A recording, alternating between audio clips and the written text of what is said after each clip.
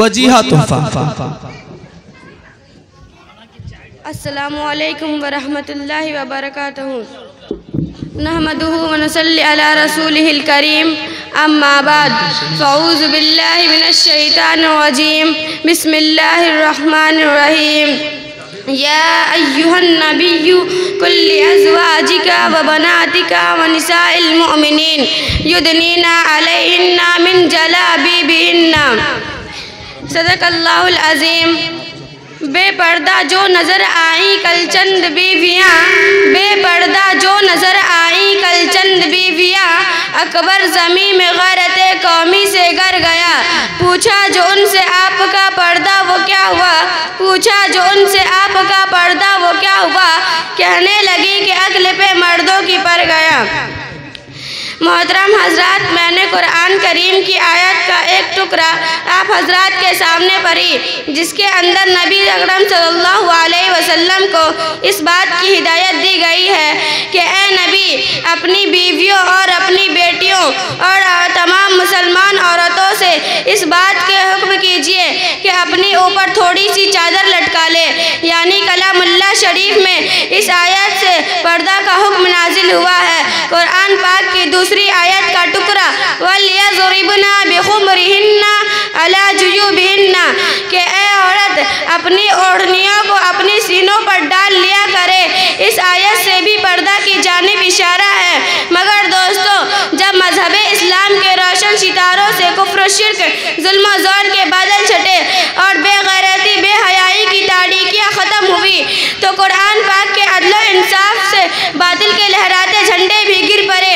تب مظلوم اور بے قصور کو مساوات کا درجہ ملا، خاص طور پر ان عورتوں کو جو ظلم و ستم کے چکی میں پس رہی تھی، دکھ درد کے پہاڑ ان پہ توڑے جا رہے تھے، تو اسلام نے انہیں ذلت و پستی کے کھائی سے نکال کر عزت و بلند پر پہنچایا۔ غرض ہے کہ طلوع اسلام کا قبل کوئی بھی ایسا ظلم و ستم نہ ہوا ہو جو ان کے ساتھ نہ کیا گیا ہو۔ ان مظلوم عورتوں کو لیے ہر نئی صبح ہلاکت و بربادی کا پیغام لاتے اور ہر نئی شام ان کو خون کے آنسوؤں سے رلاتے، یعنی خدا کے اس سرزمین میں تمام تر کشادگی کے باوجود ان بے بس ہستیوں پہ تنگ ہو کر رہ گئی۔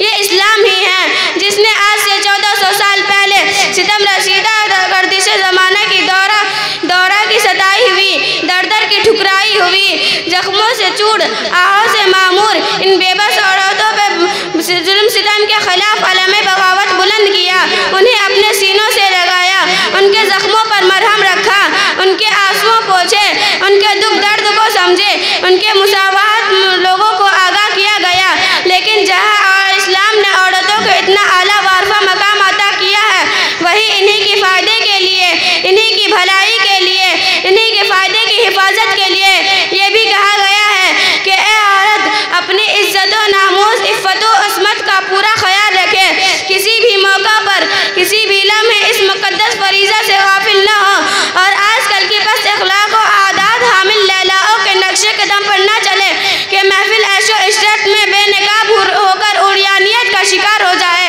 اور ظاہر ہے کہ آج کل کی دنیا میں جو اغوا، زنا بالجبر اور افشاء راز کے خوف سے گلا گھونٹ دینا اور ایسے ہی دیگر قسم کی بدترین اخلاقی برائیاں ہولناک سماج میں جنم لے رہی ہیں، ان میں اختلاط مرد و زن، خواتین کی بے پردگی کا بہت زیادہ دخل ہے۔ اور آج ساری دنیا جان چکی ہے کہ دوڑے حاضر کی لڑکیاں چراغ خانہ کے بجائے شمع محفل میں اپنی عالمگیر کشش و زوجیت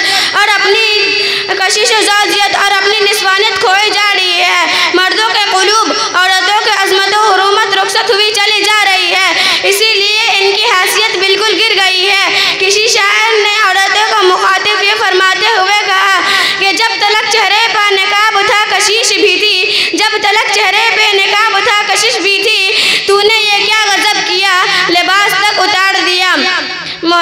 حضرات گرامی، وقت کی نزاکت کو دیکھتے ہوئے میں اپنی بات ختم کرتی ہوں۔ اللہ رب العزت ہمیں اور ہماری ماں بہنوں کو ان چند باتوں پر عمل کرنے کی توفیق عطا کرے، آمین۔ وما علینا الا البلاغ۔ السلام علیکم ورحمۃ اللہ۔ ماشاءاللہ، سبحان اللہ۔ اب آئیے میں چاہتا ہوں